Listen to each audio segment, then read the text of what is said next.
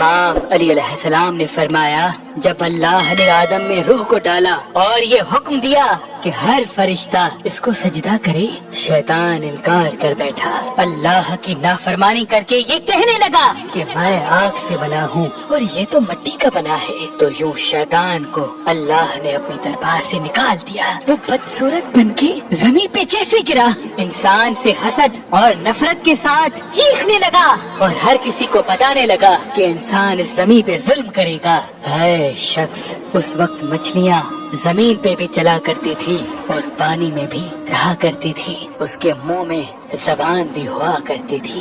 شیطان نے سب سے پہلے مچھلیوں کو بھٹکایا اور یہ کہا کہ انسان جب زمین پہ آئے گا وہ اپنا پیٹ بھرنے کے لیے تمہیں زندہ اپنے خنجر سے کاٹے گا۔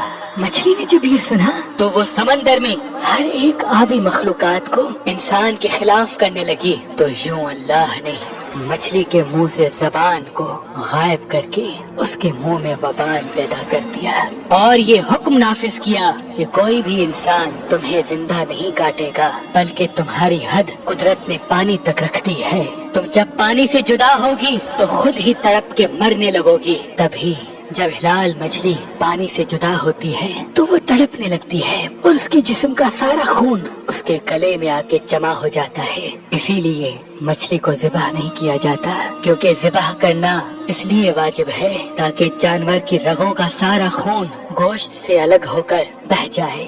اللہ نے مچھلی پہ یہ قانون نافذ کر دیا ہے کہ وہ جب پانی سے جدا ہو کے تڑپتی ہے تو مچھلی کا سارا خون مچھلی کے گلے میں آ کے جمع ہو جاتا ہے اور یوں مچھلی کا گوشت خون سے پاک ہو جاتا ہے۔ امام علی علیہ السلام کی خدمت میں ایک شخص آ کے کہنے لگا، یا علی، ہر جانور کے منہ میں زبان ہوتی ہے لیکن مچھلی کے منہ میں زبان کیوں نہیں، اور مچھلی پانی میں ہی کیوں رہتی ہے؟ بس یہ کہنا تھا۔ تو امام علی علیہ السلام نے فرمایا، اے شخص، یاد رکھنا اللہ نے مچھلی کے منہ میں زبان بھی دی تھی اور اس کو یہ طاقت بھی دی تھی کہ وہ خشکی پہ چل سکے، لیکن افسوس اس نے خود پہ ہی ظلم کیا۔